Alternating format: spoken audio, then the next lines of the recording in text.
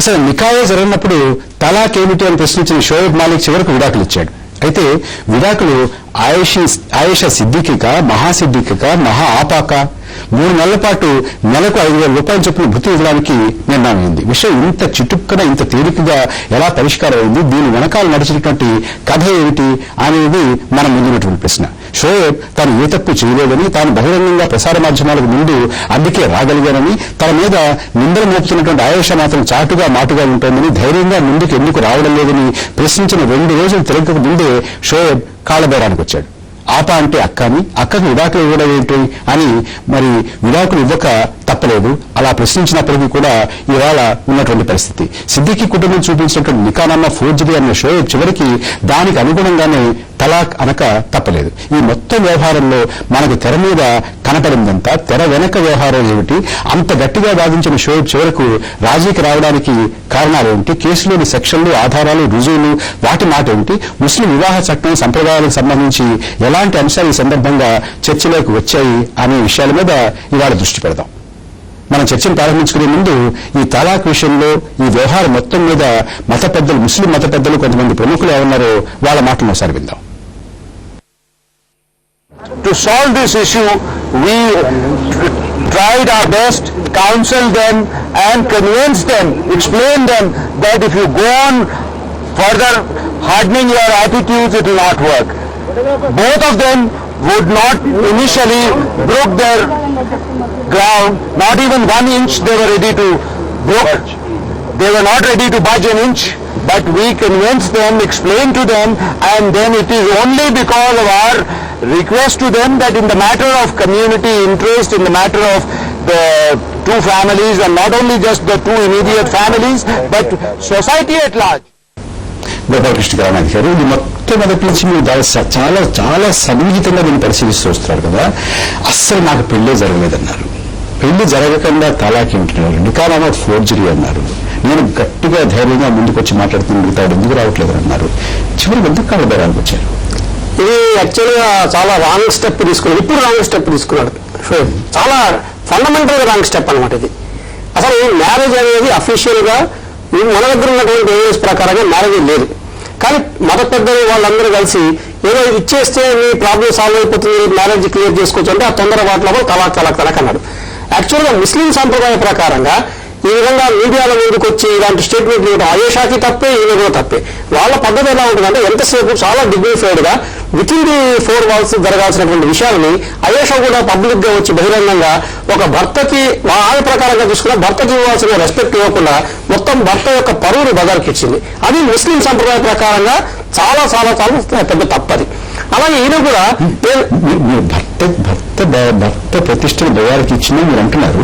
అసలు నా భార్య కాదన్నట్టు. అదే ఆయన ప్రకారంగా అంటుంది కదా, ఆయన ప్రకారం ఈయన భర్త అంటుంది. అది ఒకవేళ కరెక్ట్ అనుకుంటే కూడా అలా బజార్కి రాకూడదు, ఒక తప్పు. సెకండ్, ఈయన నేను టెలిఫోన్లో అది అగ్రిమెంట్ అయింది టెలిఫోన్లో, ఆ ప్రకారంగా చూసుకున్నా తలాక్ అనేది లేదు. వీళ్ళకు ఉన్నటువంటి 2 ఆర్గనైజేషన్స్ ఉన్నాయి.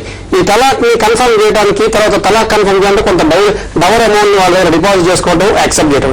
సో ఆ మెహర్ మళ్ళీ వేరే సార్, మెహర్ మ్యారేజ్ అప్పుడు ఇచ్చేది, ఇప్పుడు ఏంటి డవర్ అంటారు ఇది. తలాక్ అప్పుడు ఇచ్చేది డవర్. ఆ డవర్ డిపాజిట్ చేయాలి.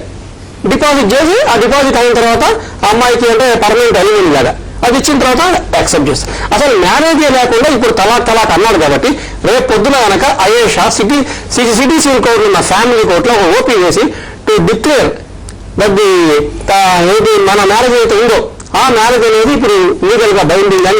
కళానిధి గారు, షోయబ్ మాలిక్ ఎవరికి తలాక్ ఇచ్చాడు? ఆయేషా సిద్దిఖీకి ఇచ్చాడా, మహా సిద్దిఖీకి ఇచ్చాడా, ఆపాకి ఇచ్చాడా? ఏ డాక్యుమెంట్స్ పెడుతున్నారు అండర్లైన్ చేసి రౌండ్ అప్ చేసి దాని కింద నికానామా అని అంటున్నారు కదా, ఏదైతే విధానం ఆ నికానామాలో ఎవరి పేరు ఉందో వాళ్ళకి తలాక్ ఇచ్చారు.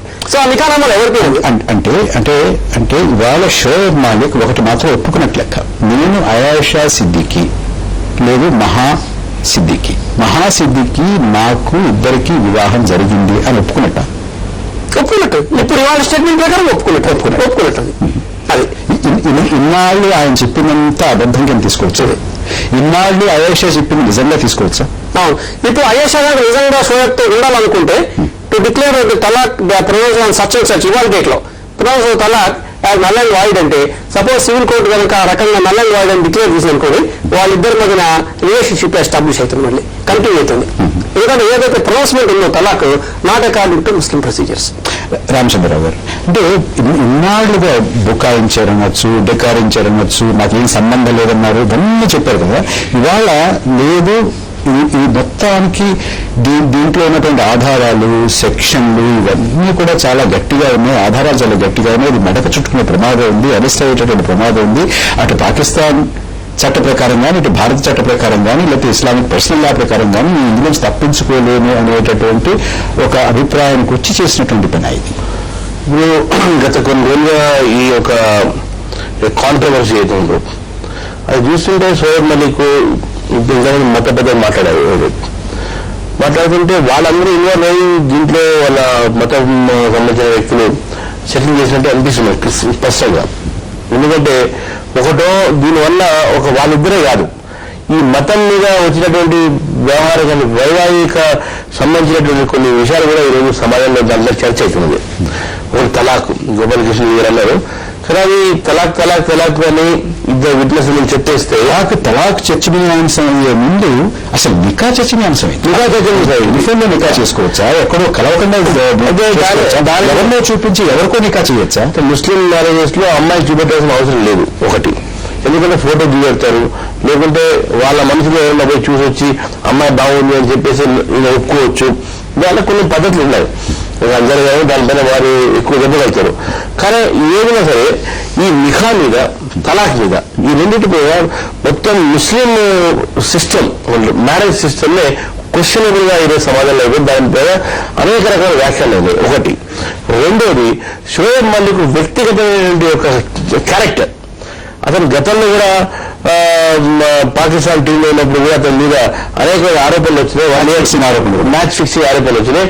1 year బ్యాన్ చేశారు. ఈ మ్యాచ్ ఫిక్సింగ్ ఆరోపణలు మ్యాచ్ ఫిక్సింగ్ ఎవరు చేస్తున్నారంటే కొన్ని అండర్వరల్డ్ వాళ్ళు చేస్తున్నారు అని చెప్పి కూడా కొంత రూమర్స్ ఉన్నాయి. మళ్ళీ ఆ అండర్వరల్డ్ ఇన్వాల్వ్మెంట్ ఉందా? ఎందుకంటే దుబాయ్ నుంచి రావడము, పాకిస్తాన్ కనెక్షను, ఇండియాలో ఇవన్నీ కూడా జరుగుతున్నాయి. వీటన్నింటిలో కూడా అన్ని కోణాల నుంచి కూడా ఆలోచించాల్సిన అవసరం చాలా ఉంది దీంట్లో. ఎందుకంటే నిన్నటి వరకు మొండిగా ఉన్నటువంటి ఒక వ్యక్తి, పాకిస్తాన్ క్రికెటర్, ఇంకా అన్ని కూడా నేను ప్రూవ్ చేశాను, ఇవన్నీ తప్పు, ఇది నా నిఖా నా సొంత కానే కాదు, పాస్పోర్ట్ కూడా అతనే ఇచ్చాడు నా వెరిఫై చేసుకోవాలని చెప్పేసి. వాళ్ళ బ్రదర్ పాకిస్తాన్ నుంచి రావడం జరిగింది, ఢిల్లీలో న్యాయవాదులు సంపాదించడం జరిగింది. మరి సడన్గా ఈరోజు యూటర్న్ తీసుకోవడం ఏం లేదు. దీని వెనక స్పష్టంగా అనేక కోణాలు ఆలోచించాల్సిన అవసరం ఉంది. అంటే మొత్తం తెర వెనక ఏదైనా ఒక కథ నడిచింది, ఒక రాజకీయ జరిగి ఇది మీకు ప్రమాదం అయ్యేటువంటి అవకాశం ఉంది, లేదు రకరకాలటువంటి కోణాలు. అన్సారీ గారు, మీ దృష్టికోణం దీని మీద మీరు మొత్తం మీద ముస్లిం వివాహ పద్ధతి, నికానామా, తలాక్, వీటి గురించి, అలాగే ఈ స్పెసిఫిక్ ఇన్సిడెంట్లు ఉన్నటువంటి కోణాలను మీ దృష్టికోణం తీసుకునే ముందు ఒక చిన్న విరామం తీసుకుంటాం.